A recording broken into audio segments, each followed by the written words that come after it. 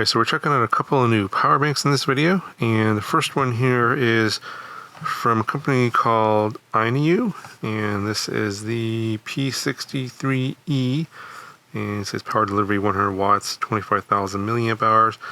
And just show you really quick what comes in the box. So get the power bank, of course. You get an information card from the company, get a user's manual, get a USB-C to USB-C cable, and you get a little carrying bag. And here are the specs from the manual in terms of the size and the weight. So go ahead and pause the video if you'd like to take a closer look. Here's a look at the power bank itself. There's a button here that turns on the display, shows how much capacity is left, 78%. Pretty, not a huge power bank, but it's a pretty good size for the amount of watt hours. It fits in the palm of my hand pretty much.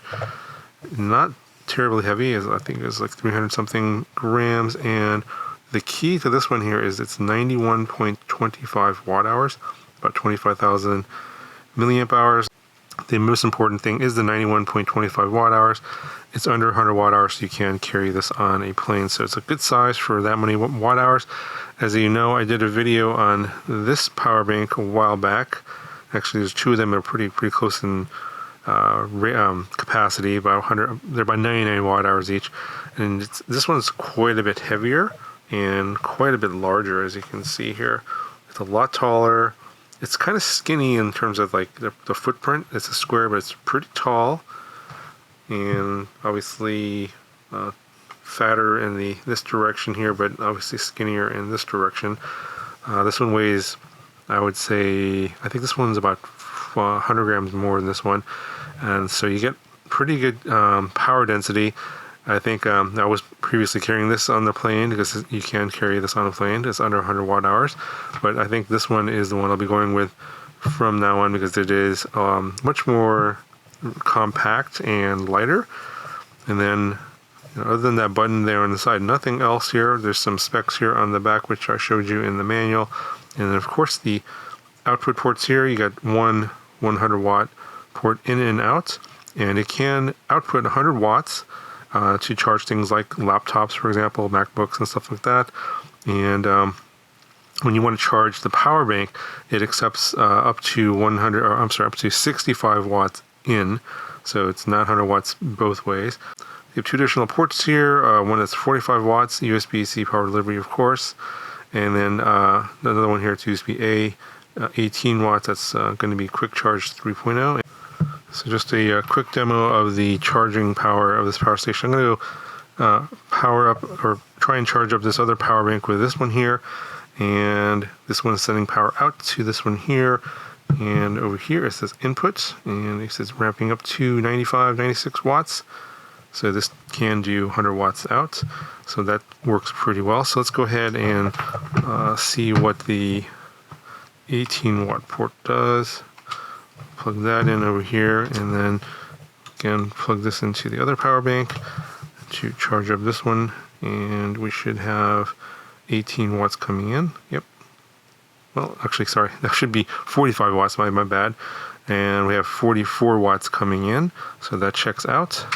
All right, last one is the USB-A port, which is 18 watts, so take that and plug it into this other power brick, and again, checking the input here, we should get 17 watts, close to the 18 watts that was shown on here. So all the output ports work as advertised. Alright, so next up is this other smaller power bank from a company called Limeta.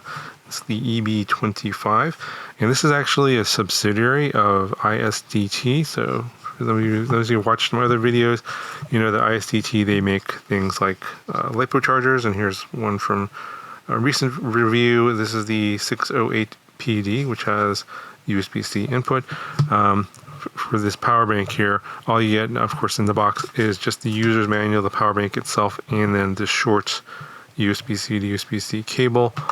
Not much going on here. There's USB-C in and out for charging.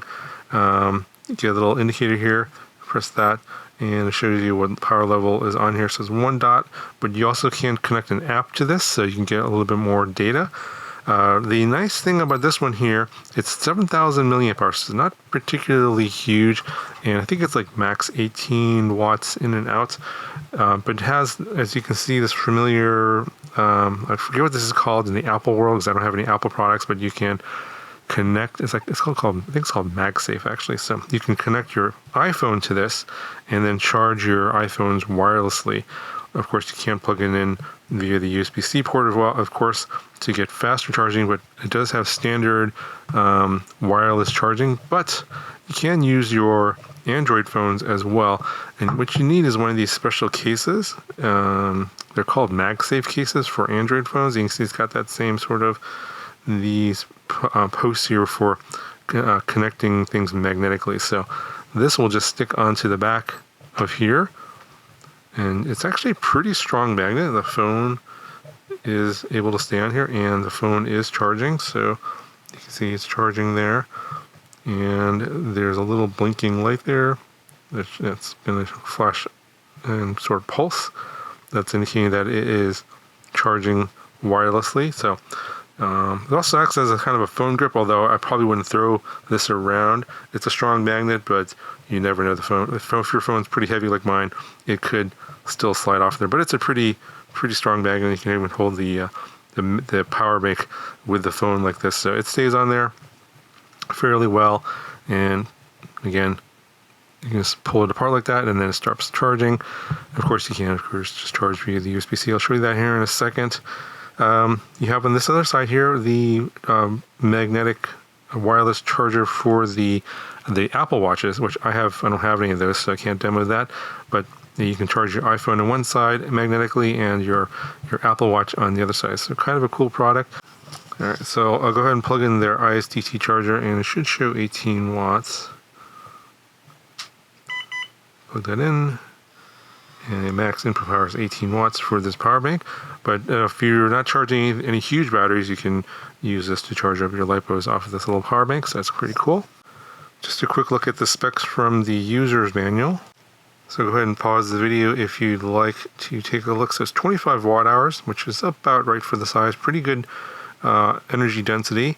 And it says input parameters are 5 volts, 3 amps, 9 volts at 2 amps, and output at 5, 9, and 12 volts. I think this is power delivery 3.0. You can see the wireless charging power there is 3 watts for the Apple Watch and 7.5 watts for the iPhone. And there is an app for this. You can connect to the power bank via Bluetooth. It's called ISD Link from ISDT, and I've already connected this up here, and it should pop up here. There it goes. It says it's in standby mode. It shows you the actual percentage there in numbers. You can just click on this here, and you can see that it's 26% charge currently. You can also do things like battery care. So if you want to preserve the overall life of this power bank, you can click that on, and then it will only charge to 80% and stop charging, which is kind of nice. You get your beeps there for when, for example, if you're going to be plugging something in, it'll start beeping, but I don't like sound, so I'm going to turn that off. Auto lights off, I think that's the LEDs on the side, and then that should turn off. Yeah, it looks like it turned off. And then beeps to indicate power, and then you have the auto close wireless charge. So I think that once your device is fully charged, it'll stop sending power over there, which is what you want.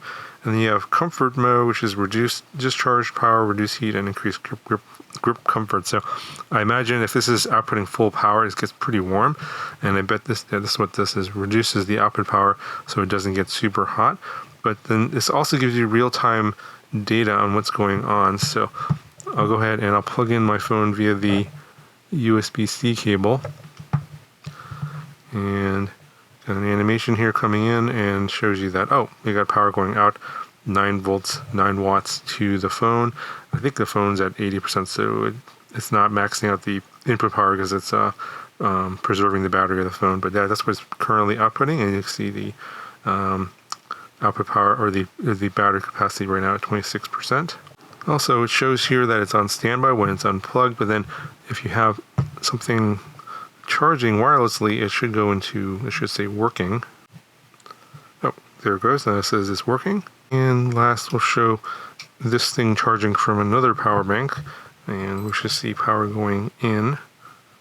There we go. See a little animation there, power going in, 4 volts and 11 watts there, and it actually gives you a little timer on how long it's been charging, so it's pretty cool. So, I mean, I don't really know of a lot of power banks that have an app. It's kind of the first I've seen. Maybe we'll see more of these in the future, but pretty cool. Yeah, it's a nice little power bank. I think another one that I'll just kind of keep around in my carry-on bags when I go traveling and stuff. I always have these nice little power banks around. So that's going to do it for this video. I'll have links to the Limeta and it's called the Iniu. If I've not pronounced that right, let me know in the comments below. That'll do it for this video. Talk to you guys in the next one.